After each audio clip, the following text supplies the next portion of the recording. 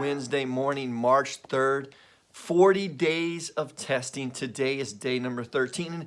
And nobody really likes the number 13. But today's test is a self-evaluation. So no cheating, okay? This morning, though, our test will come from 2 Chronicles chapter 32, verse 31. It's the story of Hezekiah. And here's what it says.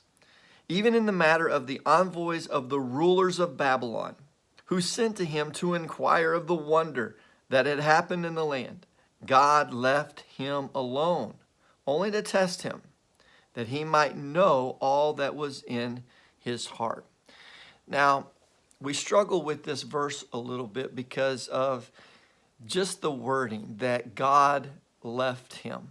And we're encouraged by the promise that God would never leave us nor forsake us. And so to hear that phrase, God left him, that's kind of discouraging for us. But why?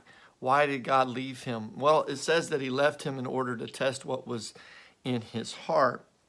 Verse 25 really tells us the situation that took place. Hezekiah has already done 3 amazing things with the second Passover, with Sennacherib, the king of Assyria, and his attack, and then Hezekiah's illness. In all 3 of those situations, Hezekiah prayed to God, and God blessed him, okay?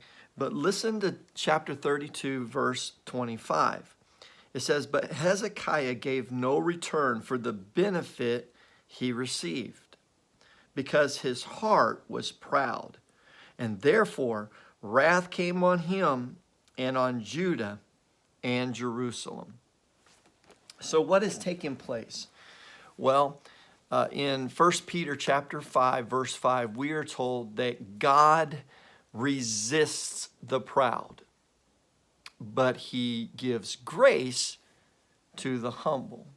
So it is so important that we get rid of the pride within our life, and we gravitate towards humility.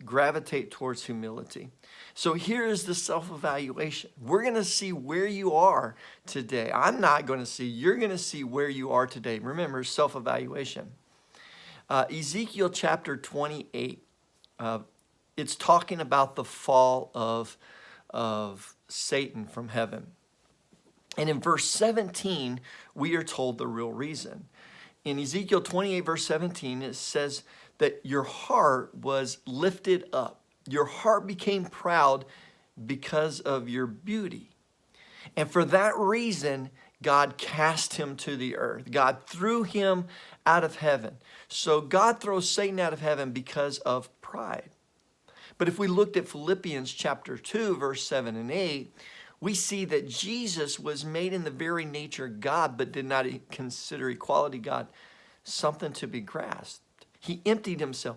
He humbled himself so that Jesus actually left heaven in humility, in humbleness. He left heaven. So I want you to think of this spectrum. We are never more like Jesus than when we are humble. And we are never more like Satan than when we are prideful. We're never more like Jesus than when we are humble. And we are never more like Satan than when we are prideful. So here's the self-evaluation. On that spectrum, who are you most like? Are you most like Jesus? Or are you most like Satan? And again, this is strictly a self-evaluation. But when we do these self-evaluations, we're praying that, first of all, we're honest with ourselves, but then we pray and say, God, I want to be more like Jesus.